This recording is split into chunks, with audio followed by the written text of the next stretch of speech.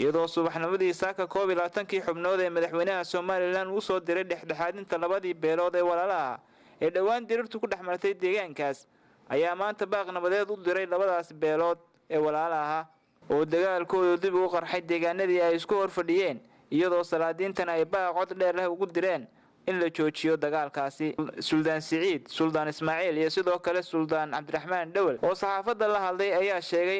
inay ka xun yihiin inuu dib u bilaamo dagaalkaasi iyagoo ku sugan dadaalna ugu jira deminta shaqaaqadaas. Waxay kaloo ugu baaqeen culimada iyo waxgaradka deegaanka inay si wadajir uga qayb qaataan sidii loo dhexdhexaadin lahaa labadaas beelood loona joojin lahaa dagaalkaasi. Dagaalka ka soconaya labada beelood ee walaalaha ah ee Bahararsame iyo Qayaad oo waqtigan aanu idin la hadlayno soconaya oo shalay oo Jimco Ramadaan ahayd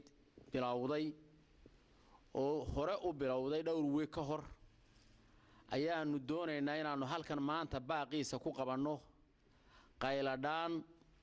qayla nabadeed tii ugu dheerayd oo la soo jeediyo.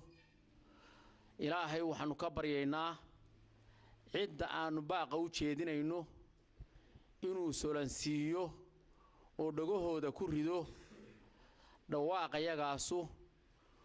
arrinta aanu ka hadlayno ee baaqa nabadeeda meel kasta dadku waxaan u soo kicitinay inaanu ka qayb qaadanno dadaalka loogu jiro nabadeynta labada beelood ee walaalaha ee colaadu dhex timid ee Qayaad iyo Bahararsame. alxamdulillaah ilaahay waa nabad keenay muddaanu joognay iskamaanaan fadhiin muddada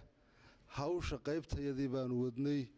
waxaanu kulamo badan la yeelanay dhinacyadii ay khusaysay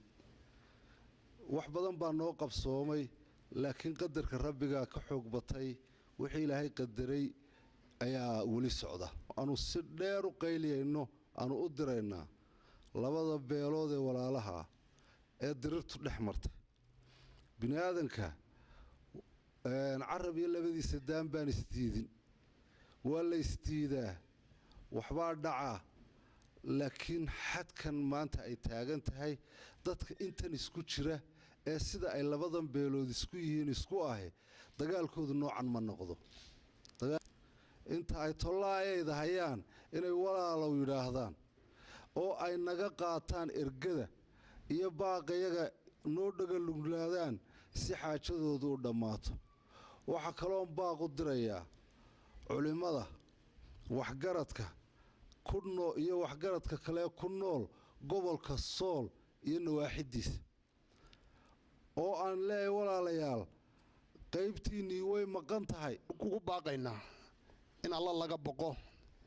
in dib dhaaf Ilaahay la weydiisto in la joojiyo dagaalka ayaan aad iyo aad ugu baaqaynaa. annagu waxaanu joognaa 10 cisho 10 cisho joogno waxa weeye beelaha labadaba waan la kulannay tawgu yar labaan la kulannay takalna saddex baan la kulannay inta waxaanu ka wada hadlaynay in nabadda la xidho. dhinaca kale banasaabka gobolka Sool Sheekh Jaraayadu ku qabtay xafiiskiisa ugu diray labadaasi beelood dagaalkaas oo khasaaro dhimasho dhaawac lahaan laakiin hadda aanan sheegi karin inta uu cadadka dhimashada yahay saaka iyo nooc ka bilaabo deegaan kale oo isla deegaanka ku dhow oo la yiraahdo Shiinil ay dagaal saaka bilowday dagaalkaasi la socda isna sidoo kale wararka waa in dhimashada dhaawac kulli nabadeyntu waxay noo mareysay in maanta oo sabti ay dib u soo noqdaan markay soo noqdaan dabeedna labadii reerood oo iyadu la soo keeno baaq nabadeed oo wada jira la sii daayo dabeedna ay saa ku dhaqaaqaan. nasiib daro qaar fidna wadayaala oo aan u danaynayn dadka walaalaha oo aan turayn dhiigooda ayaa shalay dagaal bilaabay